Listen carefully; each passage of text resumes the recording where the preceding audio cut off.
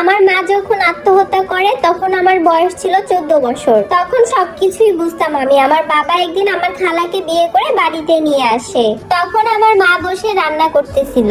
আমার বাবা আমার খালার হাত ধরে সোজা ঘরে নিয়ে ঢুকে। আমার খালা তখন বোরখা পরা ছিল। আমার মা তখন আমার খালাকে জিজ্ঞাসা করে, কি রে তুই এখানে কেন? তখন আমার বাবা বলে, আমরা বিয়ে করে নিয়েছি। এটা শোনার পরে মা আর ঠিক থাকতে পারলো না। মা তখন অনেক কান্নাকাটি শুরু করে দেয় আর বলে, তুই বোন হয়ে কিভাবে আমার সংসারটা নষ্ট করতে পারলি? আমার ছোট দুইটা বাচ্চার কথা তুই একটা বারের জন্য চিন্তা করলি না? এই অবস্থায় দেখে আমার মা পাড়ার আশেপাশের সমস্ত লোকজনদেরকে ডাকতে শুরু করে। আশেপাশের প্রতিবেশীরা সবাই এসে সিসি করতেছিল।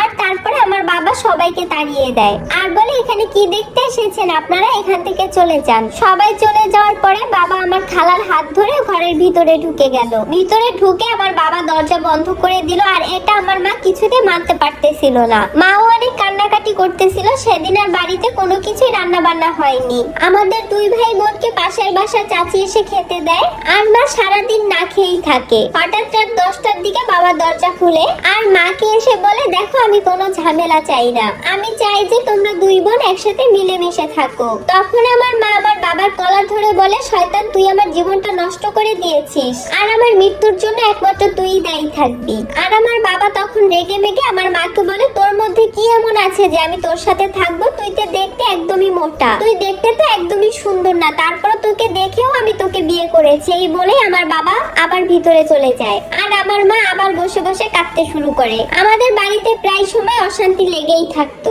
বাবা আর মায়ের মধ্যে কোনো মিলই ছিল না। আমার ছোট খালা 3 বছর আগেই ডিভোর্স হয়ে যায় আর ছোট খালার সাথে আমার বাবার অনেক ভাব ছিল। প্রায় সময় ছোট খালা আমাদের বাসায় আসতো আর এগুলো দেখে মা মাঝে মধ্যে ওদেরকে সন্দেহ করতো। আমার মা আমার নানিকে সবকিছু খুলে বলাতে আমার নানি আমার খালাকে অনেক বেশি রাগারাগি করে। এরপর আমার খালা কোনো কথা শুনেনি। সেদিন রাতে আমার একদমই ঘুম হয়নি। শুধুমাত্র আমি একটা কথাই ভাবতেছিলাম, নিজের খালা হয়ে কি করে এই কাজটা করতে পারলো? বাহিরের মানুষ হলে এটা ভেবে নিতে পারতাম। সারা রাত এগুলো ভাবতে ভাবতে কান্না করতে করতে ফজরের আজান দিয়ে দেয়। এরপর এগুলো ভাবতে ভাবতে কখন যে আমি ঘুমিয়ে পড়েছি আমি টেরই পাইনি। যখন চোখ মেললাম দেখতে পাচ্ছি আমার মা আমার পাশে নেই। পাশের রুমে গিয়ে দেখি রুমের দরজাটা লাগানো কিন্তু জানালাটা খোলা ছিল।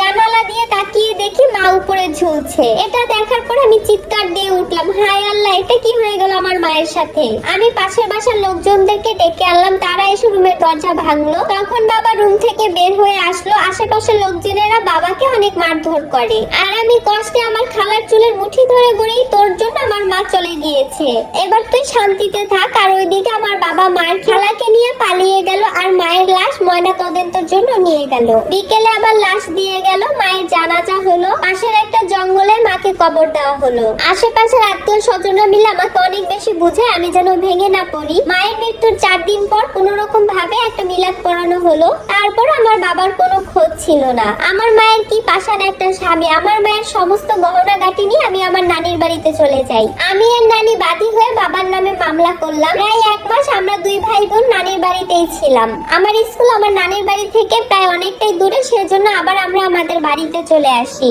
আমাদের সাথে আমার নানির একটা বোন আসে। তখন আমি অনেক কষ্ট করে আমার ছোট ভাইটাকে নিয়ে আমি থাকি। আমাদের পুকুর ছিল, সেই পুকুর থেকে কিছু টাকা পেতাম। একটা গরু ছিল, সেই গরুর দুধ বিক্রি করে কোন রকম ভাবে সংসারটা চালাতাম আমি। বেশ কয়েকটা বছর এভাবেই কাটতে থাকে। হঠাৎ একদিন আমার বাবা তার বউ বাচ্চা নিয়ে আমাদের বাড়িতে আসে। তাদেরকে তখন আমি কিছুই বলিনি, চুপচাপ থেকেছি। আমার ভাইকে দিয়ে আমি আমার নানুর বাড়িতে খবর পাঠাই। নানু তখন পুলিশ নিয়ে আসে। এরপর আমার বাবাকে পুলিশ এসে ধরে নিয়ে যায় আর আমার খালাকে মেরে বাড়ি থেকে বের করে দেই। আমরা তখন অনেক কষ্ট করে চলতাম, সেলাই মেশিনের কাজ করতাম, টিউশনিও করতাম আমি। এর মধ্যে আমি ইন্টার পাস করে বা ডিগ্রিতে ভর্তি হই। এক পর্যায়ে আমার বাবা জেল থেকে বের হয়ে যায়। এরপর আমাদের দুই ভাই বোনকে ত্যায্য করে বাড়ি থেকে বের করে দেয়। তখন আমরা দুই ভাই বোন আবার নানির বাড়িতে চলে গেলাম। নানির বাড়িতে কিছুদিন থাকার পরে আমার বাবা আমার ভাইয়ের সম্পর্কে আমার নানির বাড়ির আশেপাশে গিয়ে আমাদের নামে বদনাম করে। আমি নাকি আমার ভাইকে দিয়ে আমার নিজের শরীরের চাহিদা মেটাই আর এজন্য নাকি আমি বিয়ে করি না। এসব শোনার পরে আমি আমার ভাইকে নিয়ে শহরে চলে যাই। সেখানে গিয়ে ছোট্ট একটা বাসা ভাড়া করি। বাসা ভাড়া ছিল 6000 টাকা। আর আমি একটা ডায়াগনস্টিক সেন্টারে জব করা শুরু করি। সেটা দিয়ে আমাদের সংসারটা বেশ ভালোভাবেই কাটতেছিল। হঠাৎ একদিন আমার ভাই